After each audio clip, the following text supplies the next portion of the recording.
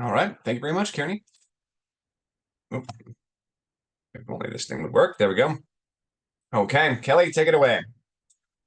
Good morning, everyone. Thanks for joining us. I'm Dr. Kelly Roth. However, I need to make sure I mention that my PhD is not in counseling or a related field. My PhD is actually in criminal justice. I am a faculty member and department chairperson for the Department of Anthropology, Sociology, Criminal Justice, and Social Work at Commonwealth University, but I'm also a student in the clinical mental health counseling program, and this is the beginning of my second year in the program. Perfect. And hello, everyone. My name is Bob Heckroth. I am currently an instructor for Commonwealth University at the Bloomsburg location for first year seminar and for grad class in college student affairs. I'm a veteran, and I also am a doc student as well, but like Kelly, my doctorate is not in counseling supervision. It's in administration and leadership studies with a higher education focus. And also, I am a current LPC. I own my own little private practice. I see, pretty much whoever, I'm able to take, but, my passion, my drive is working with military connected folks and working with PTSD. So, Kelly, So we would like if you would please use your phones or whatever you can to complete a word cloud. We want to have you put words in that you associate with PTSD and acute stress disorder. So we'll give you a few moments to do that.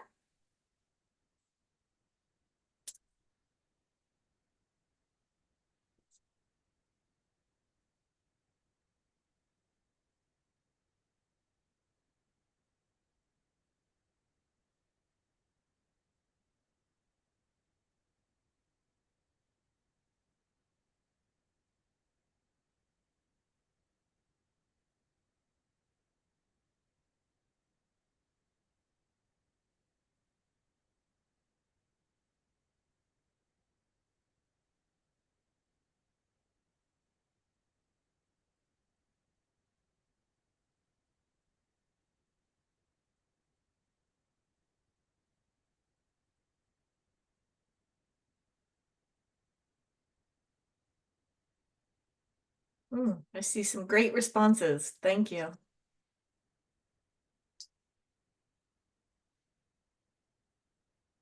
Just give it another minute or two.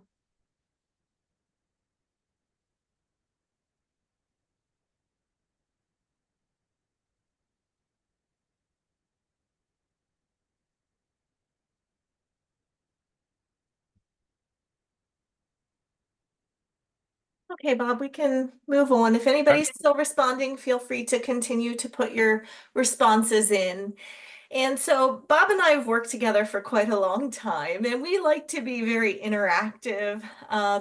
So we are going to start out our presentation. We have a couple questions that we want you to identify if you feel they are PTSD, ASD, or both.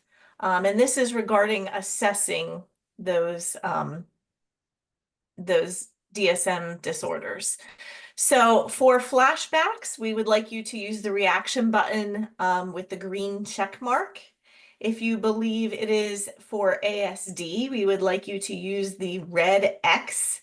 And if you believe it is both, we would like you to use the thumbs up. So, having flashbacks, that is, you suddenly acted or felt as if a stressful experience from the past was happening all over again. For example, you re-experienced part of a stressful experience by seeing, hearing, smelling, or physically feeling parts of the experience. Again, PTSD would be a green check mark. ASD would be a red X. If you feel it is both, thumbs up.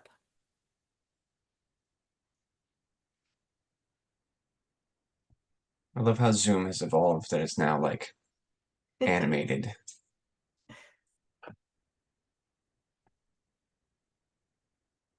All right, seeing some responses. Thank you. Okay.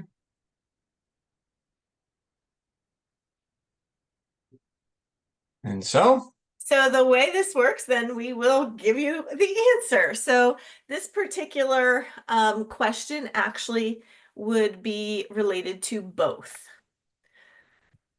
Next, feeling jumpy or easily startled when you hear an unexpected noise. And we'll use the same symbols throughout the same reactions. So if it's PTSD, green check mark, ASD would be the red X, both would be thumbs up.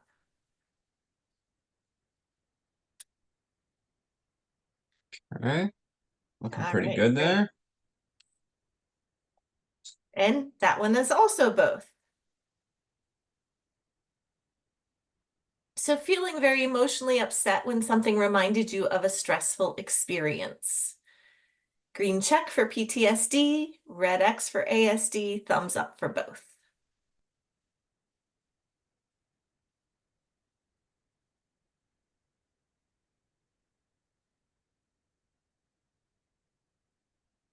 Okay. And that one also is both.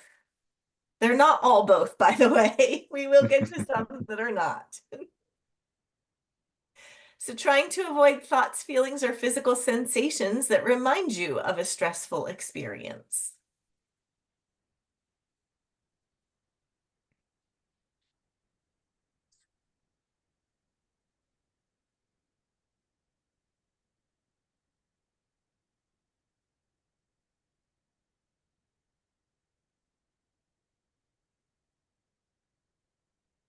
Go ahead and show us the answer, Bob. The answer for Ready? that one is also both. Next. Yep. Feeling detached or distant from yourself, your body, your physical surroundings, or your memories.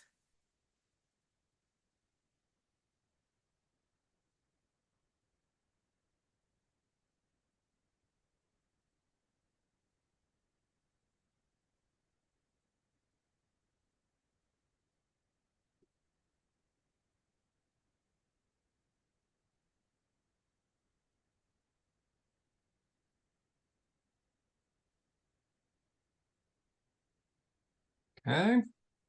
Ready? Go ahead. And that one is ASD, acute stress disorder. Hmm. Next. All right. So, how about being super alert, on guard, or constantly on the lookout for danger? PTSD, ASD, or both?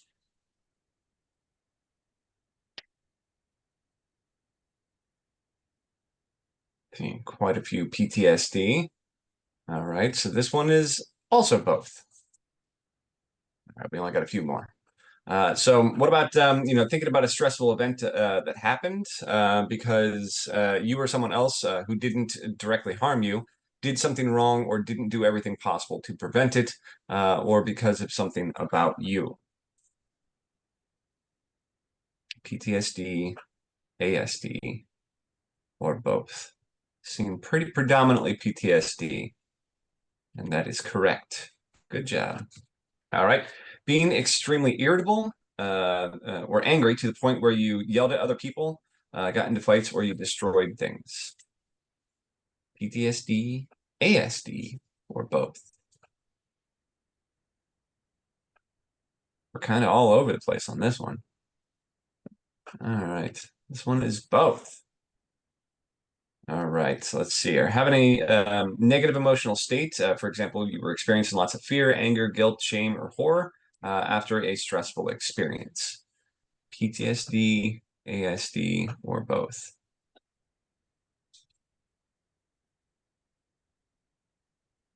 Again, quite a bit of variability. I'm seeing more both, but this one's actually PTSD. All right, last one. How about losing interest in activities you used to enjoy before having your stressful experience? PTSD, ASD, or both?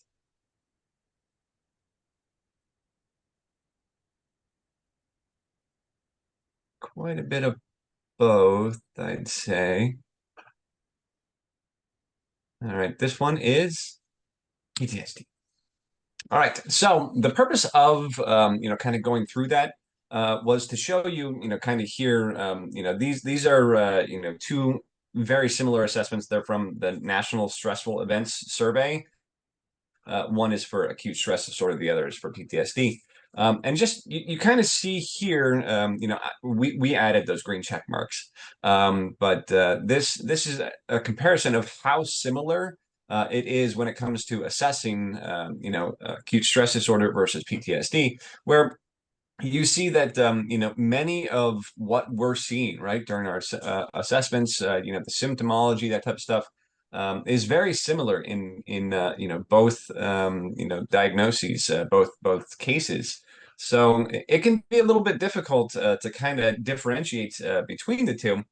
But when you start to think through, like, okay, acute stress disorder, it happens essentially right after the traumatic event, whereas PTSD, it takes time to develop. And so when we're assessing, of course, it's kind of easily understandable how it presents a little bit differently, where the whole number three, feeling detached, right, in on the ASD side, feeling detached or distant from yourself, that is pretty early, where you're kind of out of it, you're not paying attention, that type of stuff.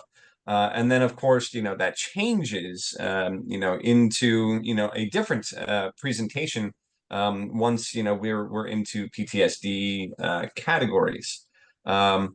So of course, this is just one type of assessment. We wanted to provide you with a bunch of different types of assessments in order to kind of flesh out and best get your different, your differential. Me personally, I really like the PCL5. It's quick, it's punchy, it's available for free online. And I believe all of these are available for free. Just having a handful of different assessments is incredibly useful when working with your clients. Because sometimes the way a question is worded, or a way that you're assessing something, it might not quite fit so easily. It might not be your type of flow. It might not be your type of flavor. Testing out a handful of different assessments to drill down to hey, what's going on, is something that is incredibly useful for you in your practice and your development of practice. Just the more that you play around with these various assessments, the more useful it's going to be. All right, so let's see here. There we go. And I'd just like to add to that a little bit that when we are determining which assessment we want to use, one of the things we want to take into consideration is that wording. I'm currently in Dr. Kuniak's multicultural class, and this session is listed under the ethics. One of our ethical requirements is to make sure that we're taking culture into consideration when we're assessing individuals. So just a very important point to make there. So this is just a short listing of some of the criteria in the DSM-5, looking at acute stress disorder and post-traumatic stress disorder. Some of the differences. So for acute stress disorder, the onset is usually 0 to 28 days after the trauma occurs. And with post-traumatic stress disorder, this is at least 1 month after the trauma occurs. So we know that some of our clients may come to us very quickly after a traumatic incident, and some may delay coming to us for treatment. So looking at that onset and how recent the trauma has occurred. We also need to be looking at the duration. So the duration for acute stress disorder, it lasts between 3 days and 4 weeks. And then of course, post-traumatic stress disorder, it has lasted for at least 1 month. And it can actually persist for several years. So the individual may come to us years and years after the trauma occurs. And we also need to keep in mind for some of our clients, it's not just one traumatic incident that has led to this. Bob does a lot of work with military veterans, being a veteran himself, and my area of interest is in first responders. And so they are exposed to multiple traumas throughout the course of their life, and it can be that compounding effect from the traumas that leads to PTSD in those populations. Symptoms with ASD, we have the depersonalization and the derealization. And with post-traumatic stress disorder, some of our symptoms include avoidance, heightened awareness, and changes in mood and cognition. And our treatment for acute stress disorder is going to be short-term psychotherapy and possibly antidepressant medication. Again, reason for the short term is because if it lasts longer than that 28 days, the diagnosis will probably change. For post-traumatic stress disorder, it's typically going to require long-term psychotherapy, medications, and other treatments, which we'll talk about later, but one of which includes EMDR therapy. So we don't have time to go through all of our criteria in the DSM. So I just want to make mention that it's very important for us to be referring back to our DSM for when we are making diagnoses. Also, this has nothing to do with our presentation, but for those of you just starting out, highly recommend getting like tabs and stuff for your DSM. It's so useful. I love that. Anyway, so when it comes to Callie, still you. My bad. Good recommendation. I have not tabbed my DSM yet. It made me feel so happy.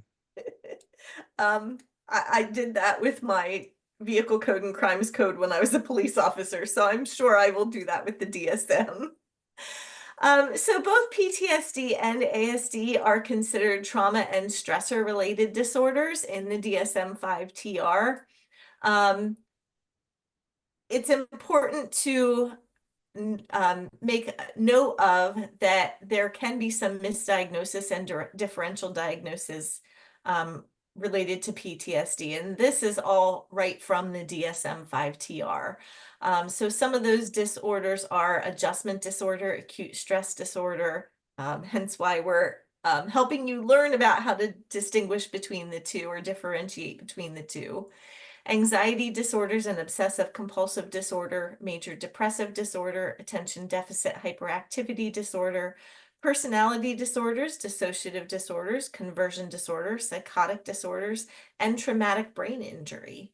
And I just really felt that it was important to point this out because that just really struck me as I was going through the DSM in preparing for this. I didn't realize that all of those would be listed there. And then under acute stress disorder, the misdiagnosis and differential diagnosis, sorry, that should say ASD there instead of PTSD. Adjustment disorders, panic disorder, dissociative disorders, post-traumatic stress disorder, obsessive compulsive disorder, psychotic disorders, and traumatic brain injury. So you saw some similarities between those two lists as well. Okay, so ASD was created in prep for DSM-4, and the reason why ASD was created, like post-traumatic stress disorder, the history of it, that's not the focus here. But of course, it goes back to the shell shock, and it developed over the years and everything like that to what we know now as PTSD. But ASD is a relatively recent, addition to the DSM.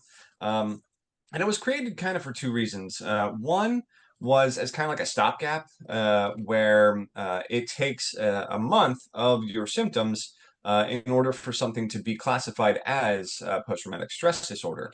Where, of course, we're going to work with clients, who might be in less than a month from, their event, their experience. And of course, we need to be able to do, some type of accurate billing. So that's one of the reasons why ASD was created, just kind of a stopgap where it can happen from, day one up until a month later for being re-diagnosed or changing the diagnosis to include PTSD. And the other reason that ASD was created, and there's some really interesting literature on this, is it was meant to be as a predictive tool for the development of PTSD, where the folks who came up with ASD, they were hoping that if I get a diagnosis of ASD, does that predict what will then later be PTSD? And unfortunately, Per Bryant, who is the authority in a lot of this, the results were not very strong as far as using ASD as a predictor. Now there was some newer research, some newer literature that's kind of conflicting with that. But generally speaking, the more established, the more authority type of figure type of literature here is saying that ASD is not a very good predictor, and there's some reasons behind that. One of those is that PTSD it takes on different trajectories where like my traumatic events, my activities, that type of stuff, they'll happen, and then there's a lot of different ways that people go. One trajectory of folk who are going through trauma or traumatic events is that they're pretty well resilient, where they'll go through the same thing as someone standing next to them, and generally speaking, they don't develop acute stress disorder. They don't develop later on into PTSD, and they're generally able to get back to their typical daily functions. Then there's others who they go through a recovery type of path where they go through the trauma and then they have some symptoms, they have some impaired functionality for just a little while, and then be it through time, be it through their own accord, or be it through our type of services, right? They're able to rebound and get back on with functioning. There's a really interesting one that's called delayed onset. And this one, it's just fascinating, where you can go through, you can experience your trauma, and then you might look resilient, or maybe you even look a little bit like recovery, where you go through whatever, and you have your symptoms, they pretty well stabilize, or maybe you never got them at all, and then like it could be years later. All of a sudden it hits you, where all of a sudden you're getting all of the symptoms of PTSD, and for this one it can be very distressing to clients because their issues, their trauma might have happened, let's say 10, 20 years ago. And then all of a sudden, something sets them off, and it's like they're right there. They're having flashbacks, all the symptoms that we might be familiar with. So that one is incredibly interesting. And then, of course, there's chronic, which is, this is like the textbook type of stuff, where the trauma happens, and then you live a long time dealing with the various symptoms. So these different trajectories, they're also different, and each individual experiences things so differently, that that's one of the major reasons why ASD is not such a good predictor of those who later go on to develop PTSD. So when it comes to developing acute stress disorder, some of the different risks and that type of stuff that you're looking at, play a factor as to those who are more likely to develop ASD, PTSD, that type of stuff. Where, as we see, those over here in this, column, they have a lower risk of developing ASD by having gone through a less intense traumatic experience. Whereas, my experience, was of high intensity, then I have a higher risk of developing ASD. Um, we'll compare ASD and PTSD. Later on in two slides. We're going to see this exact same thing for PTSD. But what I want to highlight here is that this higher intensity and longer duration of the trauma leads to a greater impact into developing ASD than the impact on developing PTSD. So when it comes to going through the various backgrounds, the various situations that each individual is kind of going through, these are the important factors that might best predict, might best lead to developing ASD. So, treatment of acute stress disorder, there's a lot of different modalities when it comes to treatment. Of course, CBT is one of the leading ones. EMDR, it's pretty new, but that is a very good way to ground yourself and to be able to be present in order to process the various things that you're working through in session. Trauma-focused CBT is, again, a little bit newer than, let's say, CBT, but it's just, a different method of, working with, the symptoms and working with your clients and that type of stuff. Personally, what I love to do is solution-focused brief therapy. What I like to do is essentially kind of put that down as the first course, if you will. If we're looking at like a 3 or 4 course meal, that's kind of where I'm starting from, where clients, they'll present with whatever whatever brought them to your office, to your practice, and it's really important to focus on the chief complaint.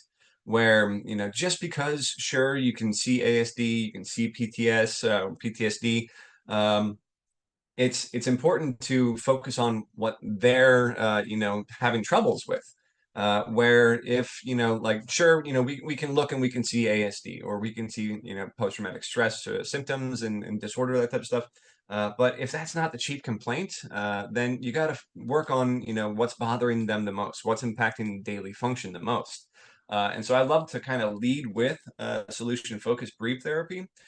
Because let's say that their chief complaint is actually kind of connected to their trauma, or is connected to ASD, PTS. Helping address some of those big pains, those chief complaints, right out of the gate. I've found to be incredibly useful. And then, of course, you back up those treatments and whatnot with other modalities. So, and of course, medication, it's always, a piece of the puzzle. If you're working, we work with veterans, first responders, that type of stuff. The Veterans Affairs, Department of Veterans Affairs has a bad rep for just throwing medication at service members. I hear it all the time that I went to the VA and they gave me a bottle of pills and said, "See you later." Where yes, medication has its place, it's useful, it's valuable, but make sure that you're working, with a big toolbox when it comes to treatment. So of course, like I said, this screen that you're seeing here, the development of PTSD, very similar to ASD. It's just simply the risk, right? Where if you're going through a high intent or a super intense or a long duration of trauma, your risk of developing PTSD is just a little bit lower than if you were going through the same things in developing ASD. Now, of course, like think about that. Naturally, like I'm living this experience, and my risk of developing, let's say, ASD. Well, why do you think it's higher to develop ASD from having a higher intensity or longer duration than, let's say, PTSD?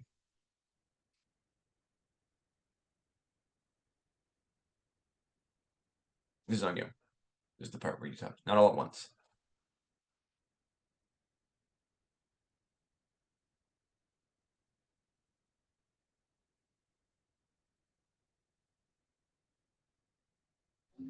Does it have something to do with the onset time? Or... Absolutely, yes. Whereas ASD, it can show up, essentially automatically. And PTSD, it takes a month until we're able to, meet those criteria. And so, of course, if it's really intense or if it's, a longer duration, then of course, the onset is so much sooner. So that's why that factor is so influential in the risk of developing ASD compared to PTSD. Very good, very good. So when it comes to treating PTSD, very similar treatments, very similar modalities when it comes to treatment, but it's important to understand the individuality of the clients that you're working with.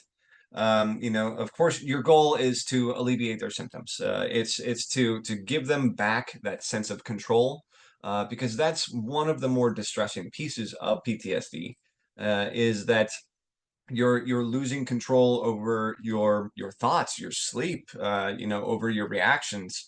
And of course, the typical saying in PTSD is you're having a normal reaction to an abnormal scenario, abnormal set of events, and your body's just hardwired to respond in certain ways. So, just because these are, leading treatments doesn't mean that, that's what you have to do every single time. I found one way that works for me, which is to essentially start with solution focused, and then take it from there. But play around with these various ways of working with PTSD, with ASD, and you gotta do what works for you.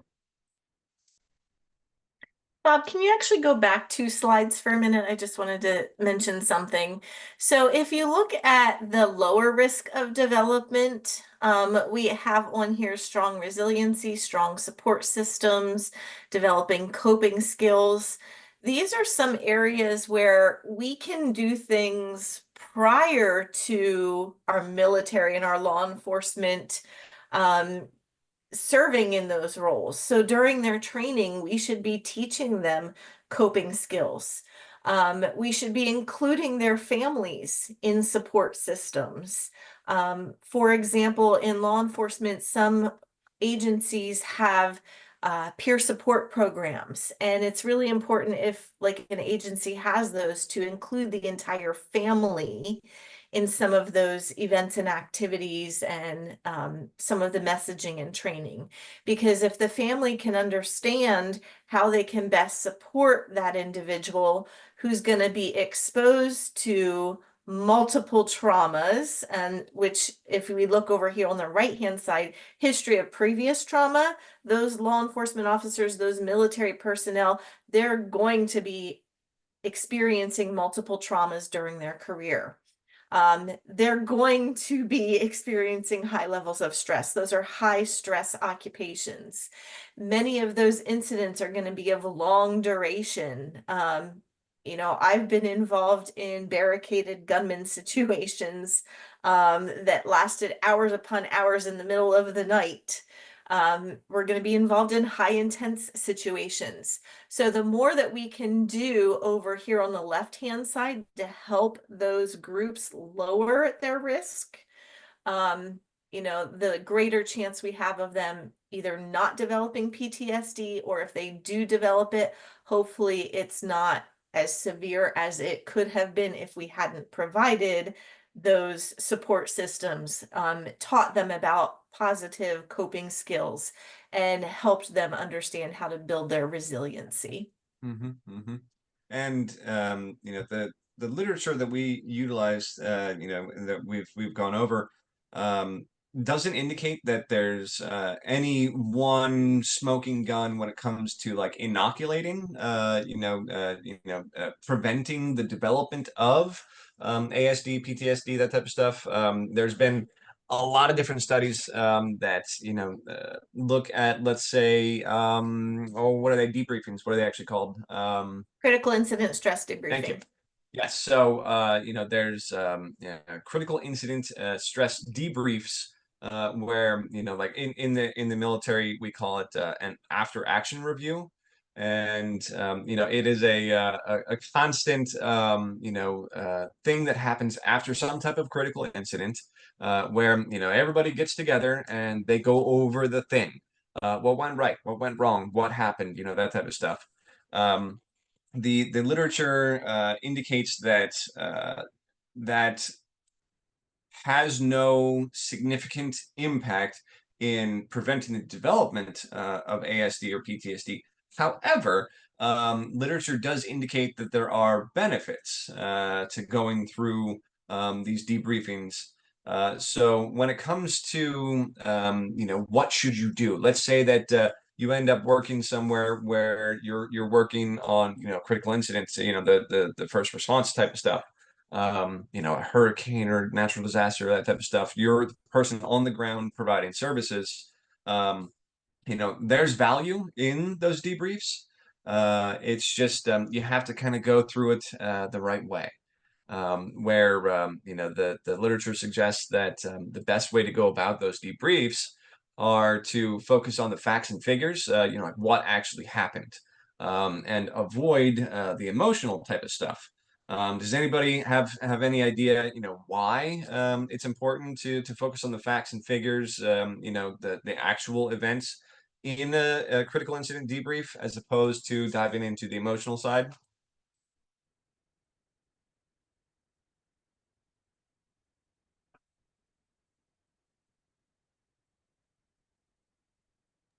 Because those things will be the major triggers for an episode.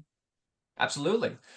So, this event just happened. That's one of the values of doing these debriefs so quickly, is that it just happened. And so, you're essentially still in trauma zone. And all of a sudden now let's start talking about it. Let's dive into it. Let's really uncover this. So, talking about the emotional side of the situation can be further traumatizing for some. So, it's important that if you're doing these critical incident debriefs, that focus on the facts. Yeah. And they do recommend having a clinician involved in those debriefings and running those debriefings. So that's where, you may be asked to be a part of that. So just want to take a few moments here to talk about some of the ethical considerations revolving the differentiation and why it's so important to be able to distinguish if our client has acute stress disorder or if they have PTSD. So the first thing that we wanted to mention, and I just kind of listed these in the order that they are in the ACA Code of Ethics. So the first one is continuing education. So number one, you guys are here. You're trying to learn more about how to appropriately differentiate between the two. But in addition to that, we need to make sure that we're having continuing education when it comes to treatment of ASD and PTSD. We need to make sure that we're using evidence-based treatments. So EMDR is relatively new, but there is a lot of support for it being a beneficial treatment for these two disorders. So that goes into the next one, having a scientific basis for the treatment.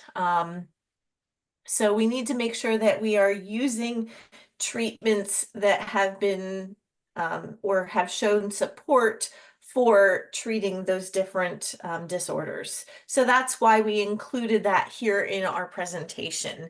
We included some of those treatments that have been shown to be evidence-based for treating these two disorders. And then we have ED5, or sorry, E5D, and that one is refraining from diagnosis. So if we're not really sure, we mentioned all those other disorders that, you know, could possibly be PTSD, could possibly misdiagnosed as one of those.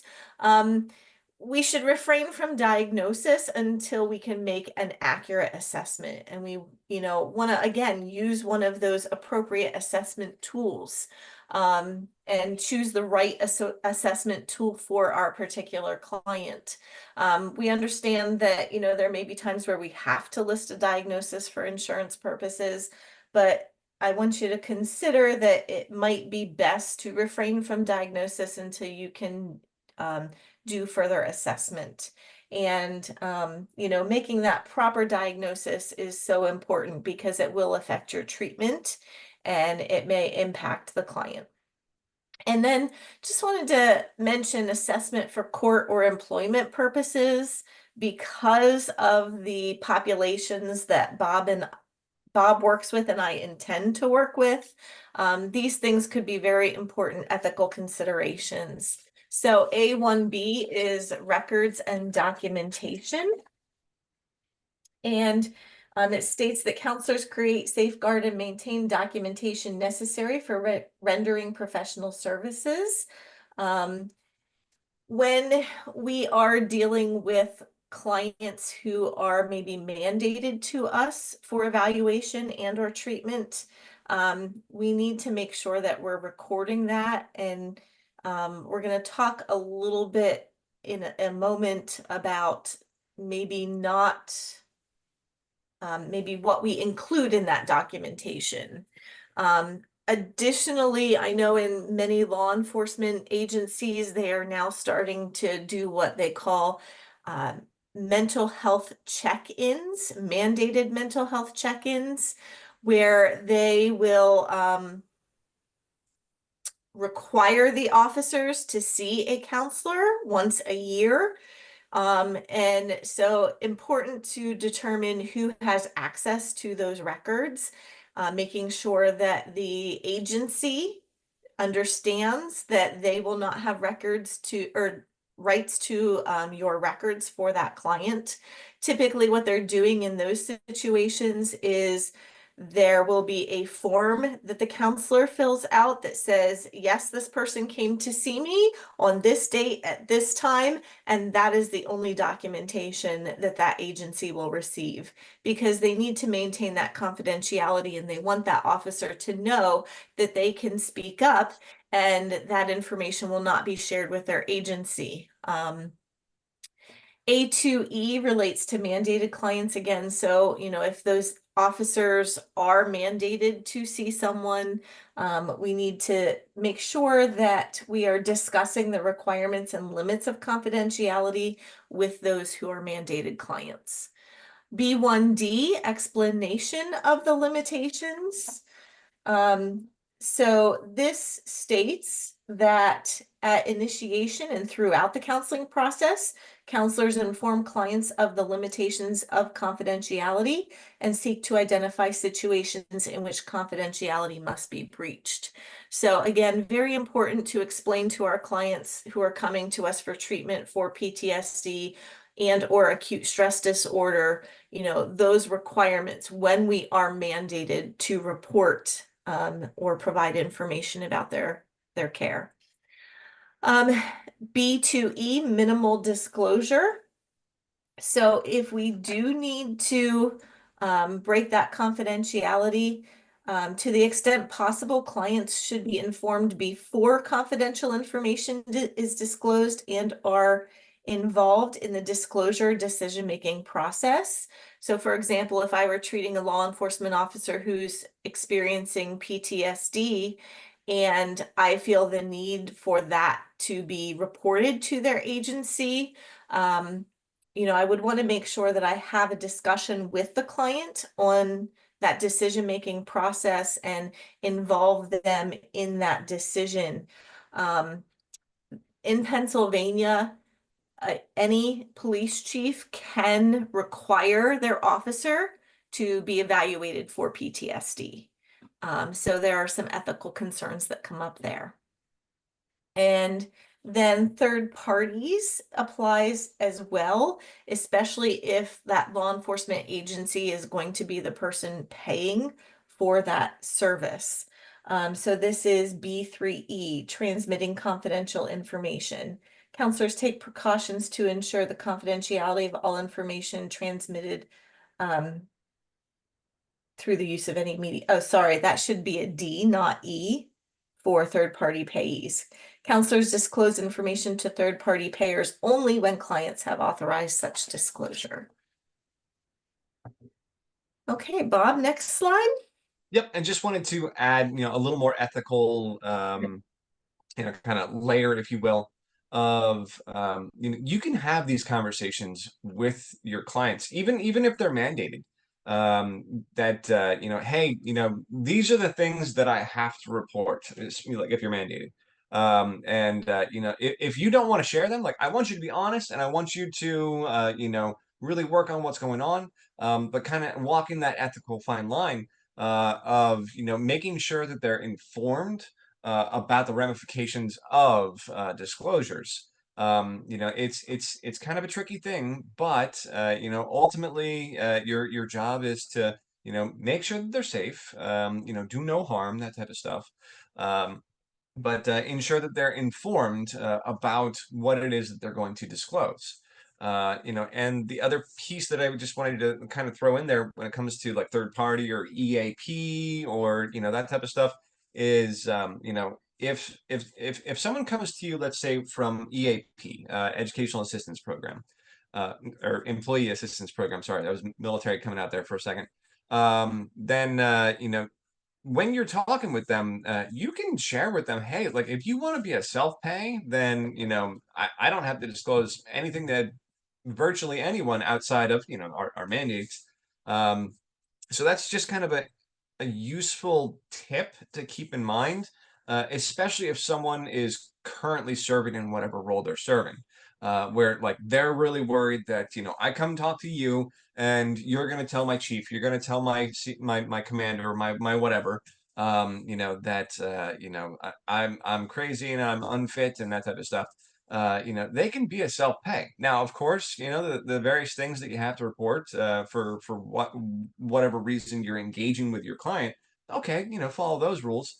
But they can be self-pay, and they have a lot more control when that's the case. All right, so finally, as soon as this works, there we go. You're muted there, Kelly. If you want to stop sharing, and then I'll share my screen with the results from our word cloud. Doot.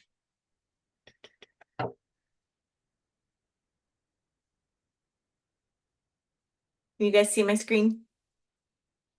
Okay. Yep. So here are the results from our word cloud, and a lot of really good words. Many of those words came out in our presentation today. Trauma. We didn't really mention the word hypervigilance, but that does occur a lot in these cases. We did mention flashbacks, disassociation. So and don't feel bad if you didn't get all the questions right when we were going through them, because that was the whole purpose of being here, so that you could learn. So we'll open it up now for any questions or comments that you guys have. Kelly, Brandy had posted a question in the chat if you want to check. Okay. So Brandy's question was, I get why we want to wait for the proper diagnosis, but insurance needs a diagnosis to bill. What would you recommend using as a temporary diagnosis until proper assessment can be conducted? Bob, I'll let you take that one. Yeah, you can generate far more than one diagnosis. So don't ever be afraid to have, let's say, depression, anxiety, adjustment, what have you. And then, later on after working more with your client and, feeling a little bit more comfortable in your differential, to later on add PTSD. It doesn't have to just be one diagnosis. You can have, whatever is appropriate. Look through your DSM. Adjustments. Those are usually, pretty low hanging fruit. Anxiety, again, pretty low hanging fruit when it comes to meeting those criteria. So, those are pretty easy to go after, in your early first little bit with diagnoses for insurance purposes. Yeah, you can always add things, you can change things. There's quite a bit of flexibility. Good question, though. Other questions?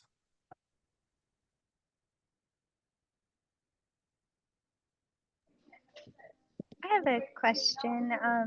So would like complex PTSD kind of be like, I guess, like a separate thing or like the next step, like after PTSD, not the next step. I don't know what I'm trying to say, Mm-hmm. but Mm-hmm.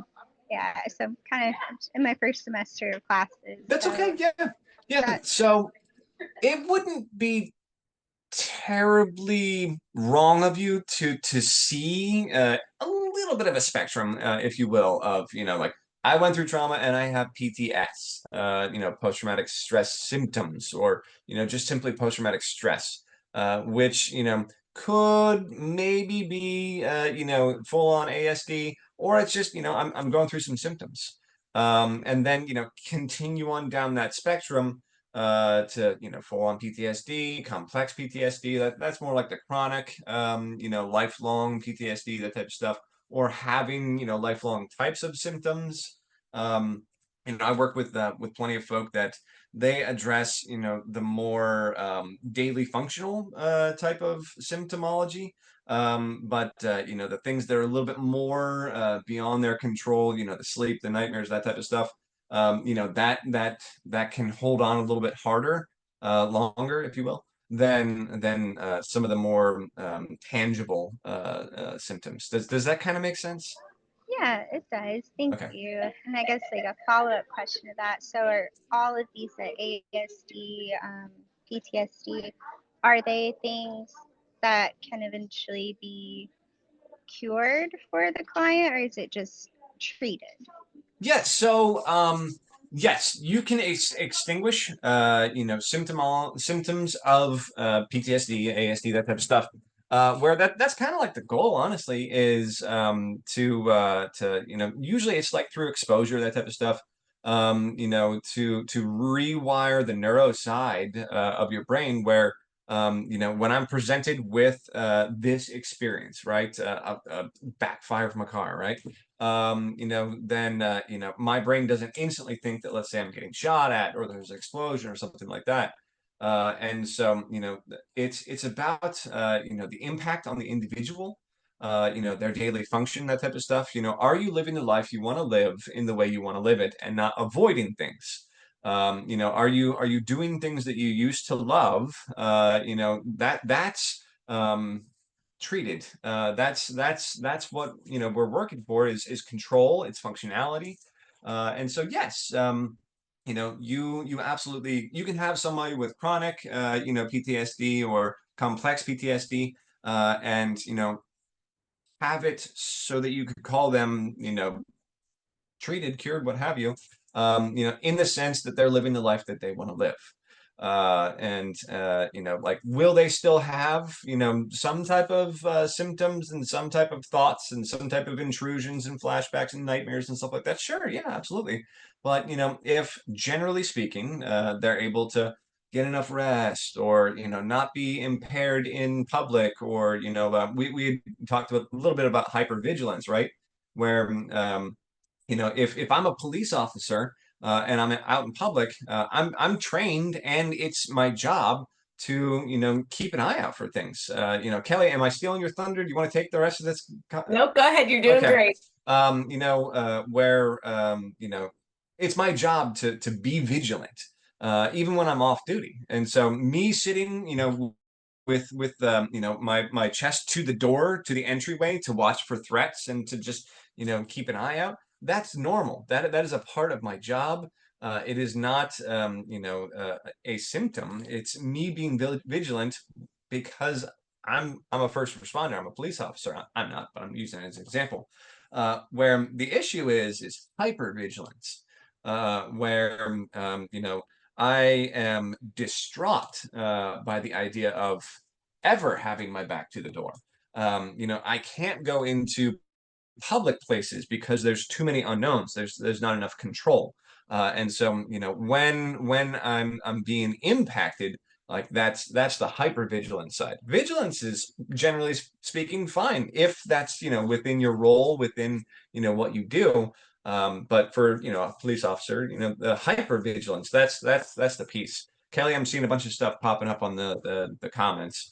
So does that make sense? Yes, thank you so much. I appreciate it. Perfect. There is one more I want to just point out. Dr. Tomlin had noticed that we align our diagnostic criteria towards deficit language, checking out the word cloud, and that we should think about strength-based ways we could conceptualize. And then Christine M had a question: how do you differentiate between ASD and combat fatigue? They really get close in timeframes and symptomology. Anything you prefer for assessment?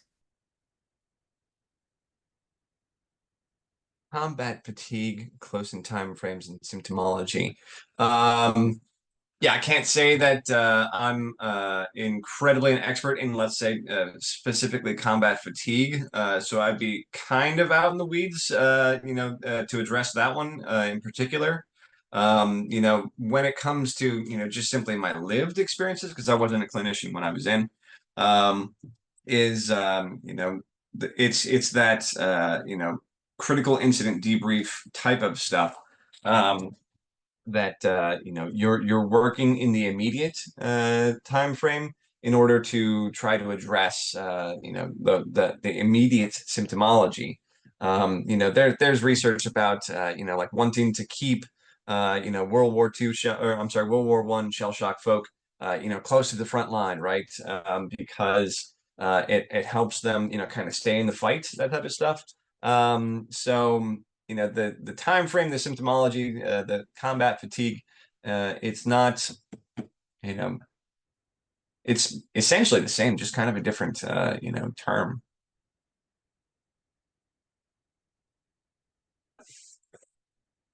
I know that we're over time, but I'm happy to take any other questions. I'm enjoying the conversation.